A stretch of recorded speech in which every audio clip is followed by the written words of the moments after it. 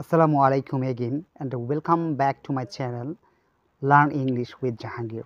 আজকে একটি peculiar subject এবং ওই সাবজেক্টের নামই হলো পিকুলিয়ার নাম্বার।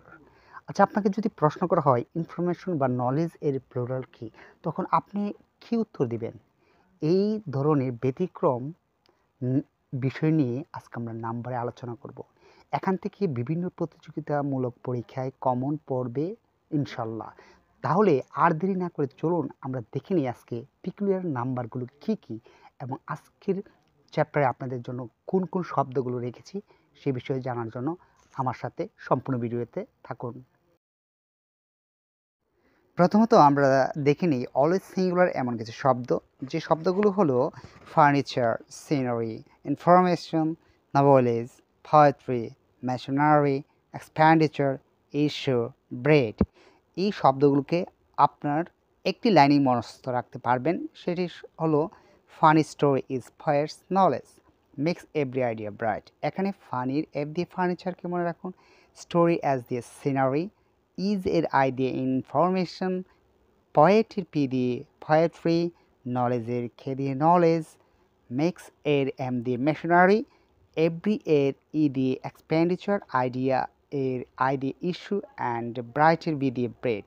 এই শব্দগুলো যদি সাবজেক্ট হিসেবে ব্যবহৃত হয় তাহলে আমরা ভার্ব সিঙ্গুলার ব্যবহার করব।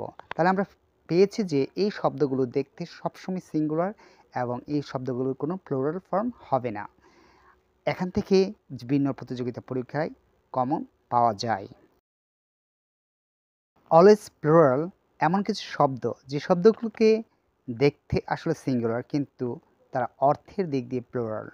এগুলো হলো aristocracy, gentry, nobility, peasantry, tenantry, clergy, people, mankind, government. এই শব্দগুলো দিয়ে একটি জাতিকে বোঝানো হয়েছে। অ্যারিস্টোক্রেসি হলো কুলীন জাতি, এরকমভাবে প্রত্যেকটা শব্দ দিয়ে এক একটি জাতিকে বোঝানো হচ্ছে।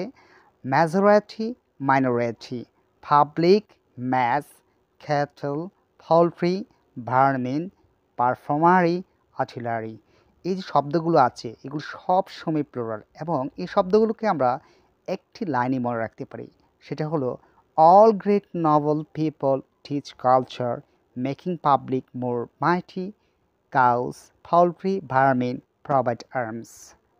এখানে অল এর এ দিয়ে অ্যারিস্টোক্রেসি, গ্রেটের জি দিয়ে জেন্ট্রি, নভেল এর এন দিয়ে নভেলিটি, পিপল এর পি দিয়ে পিজেন্ট্রি, টিচের টি দিয়ে টিনান্ট্রি, কালচারের সি দিয়ে ক্লার্জি, মেকিং এর এম দিয়ে ম্যানকাইন্ড, পাবলিকের পি দিয়ে পিপল, মোর এর এম দিয়ে মেজরিটি, মাইটি এর এম দিয়ে মাইনরিটি, কাউস এর সি দিয়ে ক্যাটল, পোল্ট্রি এর পি দিয়ে পোল্ট্রি, ভার্মিন এর বি দিয়ে ভার্মিন, আর প্রোভাইড এর পি দিয়ে পারফর্মারি, আর্মসের এ দিয়ে আর্টিলারি।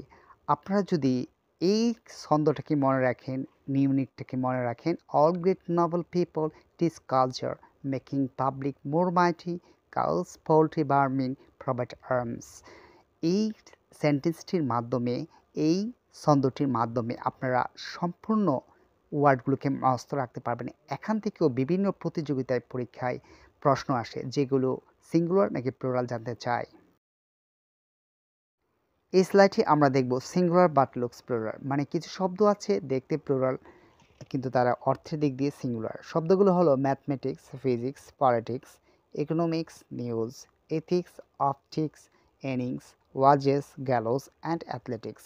যে শব্দগুলো শেষে ইক্স কথা রয়েছে সেগুলো দ্বারা কোনো না কোনো বিষয়কে বোঝাচ্ছে, যেমন ম্যাথমেটিক্স অর্থাৎ গণিত।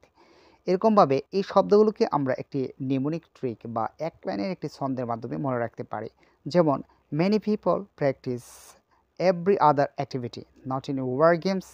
এখানে মেনির এম দিয়ে ম্যাথমেটিক্স, পিপলের পি দিয়ে ফিজিক্স অ্যান্ড প্র্যাকটিসের পি দিয়ে পলিটিক্স, এভরি ই দিয়ে ইকোনমিক্স, আদারের ও দিয়ে অপটিক্স অ্যান্ড অ্যাক্টিভিটির এ দিয়ে অ্যাথলেটিক্স, নটের এন দিয়ে নিউজ, ইন এর আই দিয়ে ইনিংস, ওয়ার এর ডাব্লিউ দিয়ে ওয়াজেস অ্যান্ড গেমসের জি দিয়ে গ্যালোস।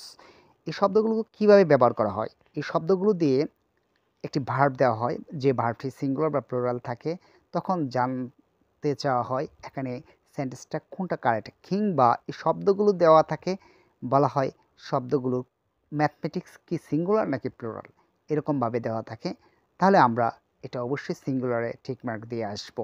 তাহলে বন্ধুরা আমরা দেখতে পাচ্ছি 3টি স্লাইডে 3 ধরনের আলোচনা। প্রথম স্লাইডে যেগুলো অলওয়েজ সিঙ্গুলার, দ্বিতীয় স্লাইডে যেগুলো অলওয়েজ প্লুরাল, এবং তৃতীয় স্লাইডে দেখতে পেরেছি যে শব্দগুলো দেখতে প্লুরাল কিন্তু আসলে তারা অর্থের দিক দিয়ে সিঙ্গুলার।